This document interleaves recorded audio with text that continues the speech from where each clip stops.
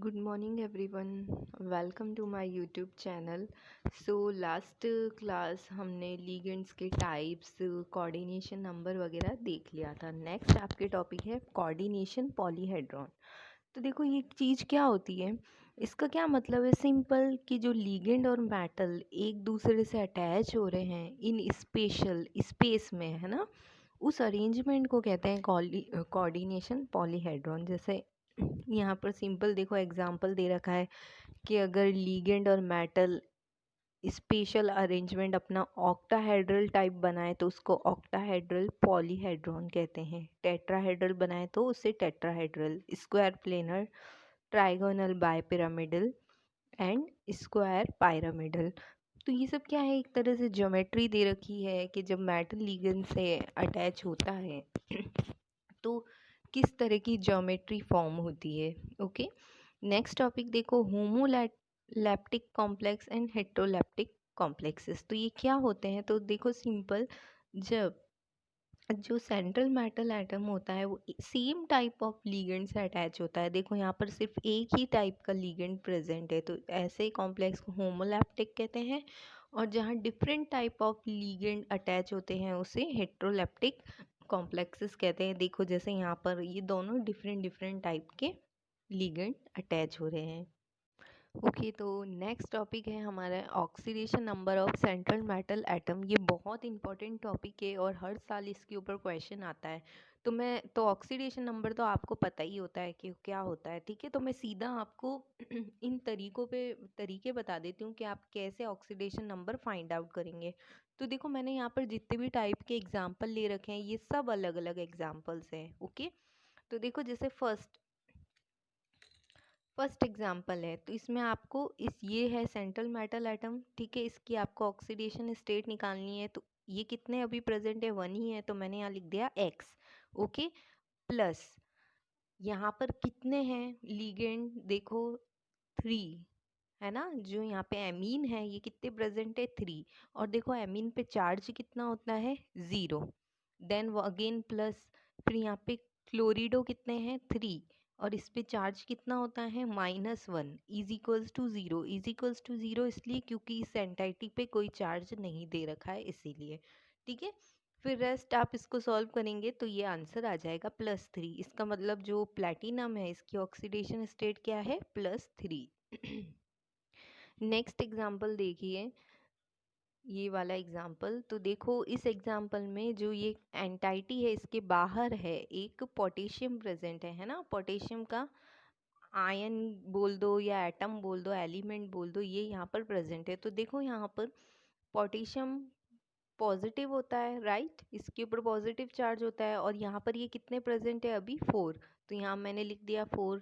इस पे कितना चार्ज होता है अभी मैंने बताया +1, तो ये मैंने लिख दिया +1. प्लस x, क्योंकि हमें इसकी फाइंड आउट करनी है ऑक्सीडेशन स्टेट या ऑक्सीडेशन नंबर, तो मैंने लिख दिया x. उसके बाद देखो साइनो या साइनिडो कितने प्रेजेंट है, 6. इस पे कितना चार्ज होता है, -1. इज इक्वल्स टू 0 क्योंकि एंटाइटी पे कोई चार्ज नहीं है. फिर आप इसको सॉल्व करोगे तो ये आंसर आ जाएगा. अब देखो इसमें एंटाइटी पे चार्ज दे रखा है, निकल की आपको फाइंड आउट करनी है. एक्स लिख दिया मैंने, वापस अगेन ये कितने हैं, 4. चार्ज कितना होता है, -1. इज इक्वल्स टू -2 क्योंकि इसके ऊपर चार्ज कितना दे रखा है, -2. फिर आप इसको सॉल्व करेंगे तो आंसर आ जाएगा +2. ये वाला एग्जाम्पल देखो, इस वाले एग्जाम्पल में आपको क्या दे रखा है, आपको ऑलरेडी जो सेंट्रल मेटल एटम है इसकी ऑक्सीडेशन स्टेट दे रखी है +3. आपको फाइंड आउट क्या करना है, ये जो एंटाइटी है इसके ऊपर चार्ज क्या आएगा. ओके, तो देखो इधर मैंने लिख दिया +3. वापस एमीन कितने प्रेजेंट है, 2.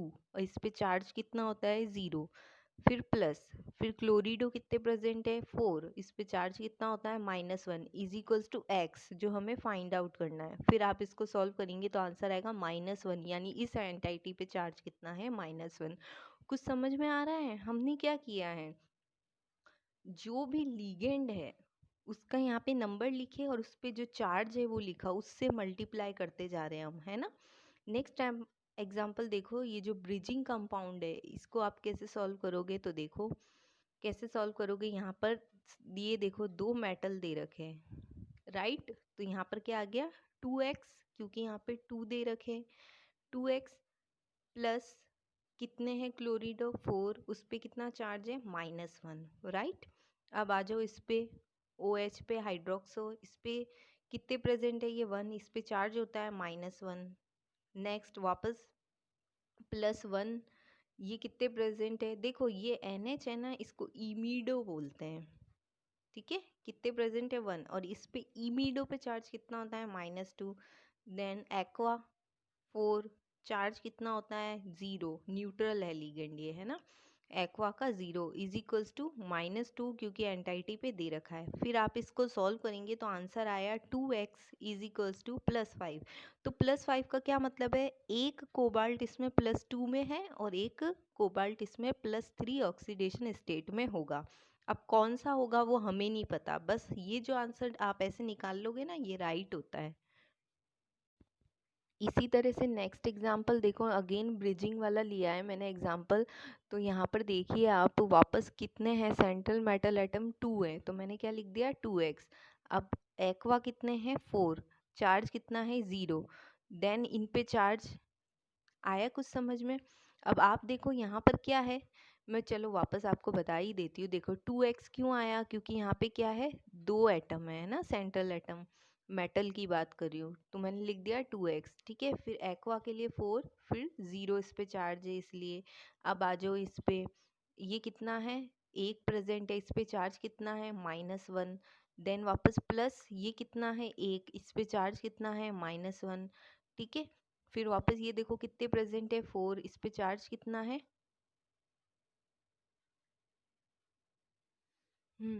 तो देखो इसके अंदर इस पे चार्ज कितना होता है 0, है ना। तो इसके लिखने की ज़रूरत नहीं है, क्योंकि 0 से 4 को मल्टीप्लाई करोगे तो 0 ही आएगा। नेक्स्ट इसको देखो, ये कितने प्रेजेंट है 4, इस पे चार्ज कितना है -1, ठीक है, इज इक्वल्स टू 0।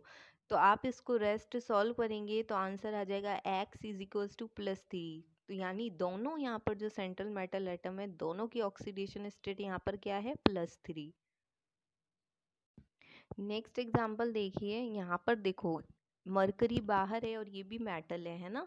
तो देखो ऑक्सीडेशन स्टेट किसकी फाइंड, देखो कंफ्यूज मत होना, ऑक्सीडेशन स्टेट हमेशा सेंट्रल मेटल एटम की फाइंड आउट करते हैं जो स्फीयर के अंदर होता है, ओके।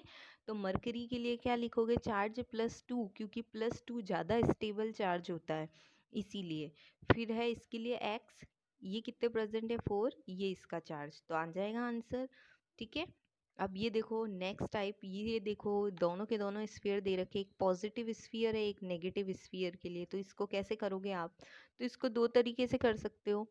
देखो कैसे करोगे आप, 2 एटम है सेंट्रल मेटल एटम, तो लिख दिया 2x, ठीक है।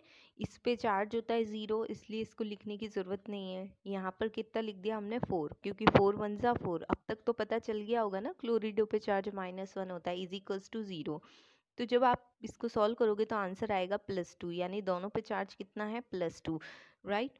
तो अब देखो इसको आप, जो +2 चार्ज है ना, उसको आप ऐसे भी लिख सकते हो, जैसे काफ़ी जने मतलब काफ़ी टीचर्स ऐसे भी करवाते हैं इसको, कि जैसे ये तो स्फीयर हो गया टोटली ज़ीरो, नो चार्ज, क्योंकि इसका खुद का चार्ज 0 होता है, तो इसकी तो हो गई कोई चार्ज नहीं है इस स्फीयर पे, है ना। तो इसको सॉल्व करवाते, इसको सॉल्व कराने के लिए सिर्फ लिखा x, और यहाँ पर 4 आ गया इज इक्वल्स टू 0, तो आंसर आएगा +4। तो +4 जो भी ऑक्सीडेशन स्टेट आई ना, उसका आधा आधा कर लेते हैं, तो 4 का आधा 2 2 हुआ, यानी +2 इसकी होगी और +2 इसकी होगी। तो दोनों मेथड आप लगा सकते हो, बाकी मेरे हिसाब से तो ये मेथड लगाना, ओके। नेक्स्ट आप देखो 9, इसके ऊपर देखो मैंने स्टार लगा रखा है। ये बहुत ही अच्छा क्वेश्चन है और हर बार ये पूछा जाता है, फेरिक फेरोसाइनाइड का। ये आप याद कर लेना, इसका कोई रीज़न नहीं है, बस इसको आप याद कर लेना। फिर भी मैं आपको बता देती हूँ, देखो जैसे ये आयरन है, ठीक है, तो हमको फाइंड आउट करना है इसकी ऑक्सीडेशन स्टेट, क्योंकि स्फीयर के अंदर है। तो देखो इस पे चार्ज है +3, क्योंकि इसका +3 ज़्यादा स्टेबल चार्ज होता है, राइट। और कितने प्रेजेंट है ये 4। अब यहाँ पर देखो एफ ही लिखा है 3x, क्यों, क्योंकि देखो एंटाइटी के बाहर क्या लिखा हुआ है 3, इसका मतलब 3 हो गए ये, इसलिए लिखा 3x, ओके। 3x यहाँ पर आ गया। देन ये देखो Cn है, ये भी 6, तो 6 सिक्स थ्री ज़ा कितना हो गया 18, राइट। और चार्ज कितना होता है -1। तो अब तो सॉल्व करना बहुत ही ईजी है, तो इसकी आ जाएगी। अब देखो इसका नाम क्या है, फेरिक फेरोसाइनाइड। तो मैंने आपको बताया था लास्ट ईयर भी कि फेरिक का मतलब होता है +3 और फेरो का मतलब होता है +2। तो ये बहुत ही जो क्वेश्चन है ये पूछा जाता है कि फेरिक फेरोसाइनाइड में चार्ज कितना होता है। तो आपसे ये याद रखना 32, यानी बाहर वाले पे 3 होगा और अंदर वाले पे +2 चार्ज होगा, है ना। इसका एक और नाम है फेरिक हेक्सासाइनोफेरेट, ठीक है।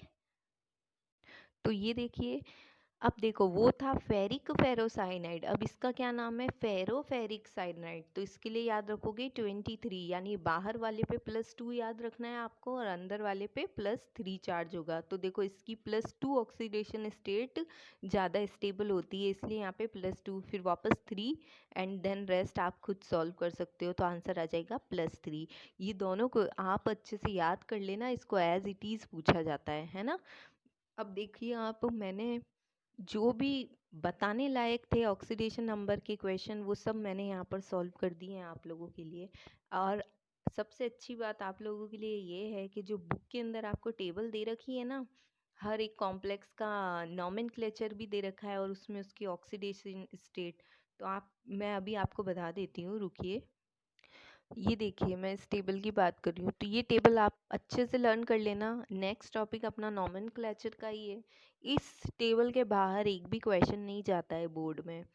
तो देखो यहाँ पर आप लोगों को एक काम करना है, जिस तरह से मैंने एक एक सॉल्व किए ना, ऑक्सीडेशन स्टेट निकाल रखी है, वैसे आप एक एक ही सब सॉल्व कर लेना, सबकी ऑक्सीडेशन स्टेट निकाल लेना। और आप चेक भी कर सकते हो, साइड में दे भी रखी है, ठीक है। और ये अच्छे से दिमाग में बिठा लेना, इन क्वेश्चन से बाहर एक भी क्वेश्चन नहीं जाएगा बोर्ड में। चाहे नॉमेनक्लेचर का क्वेश्चन आए, चाहे ऑक्सीडेशन स्टेट का आए, इन्हीं में से ही पूछा जाता है, ठीक है।